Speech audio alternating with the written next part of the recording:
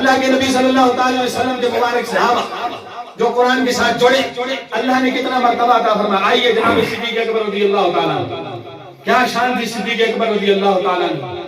اللہ کے نبی صلی اللہ علیہ وسلم نے فرمایا لوگوں مفہوم عرض کر رہا ہوں، فرمایا کل قیامت کا دن ہوگا اور جو آدمی جیسا عمل کرے گا اسی جنت کے دروازے سے جنت میں جائے گا. جس کے لیے جنت کا فیصلہ ہوگا جیسے اعمال کرنے والا ہوگا.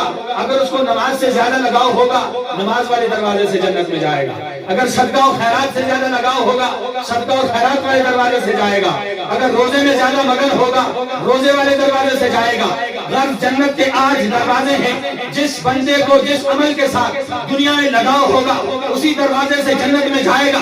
اللہ کے نبی نے جب یہ حدیث بیان کی جناب صدیق اکبر رضی اللہ تعالیٰ عنہ اس مجلس کے اندر موجود تھے. پوچھا یا رسول اللہ ویسے جنت میں جانے کے لیے تو ایک دروازہ بھی کافی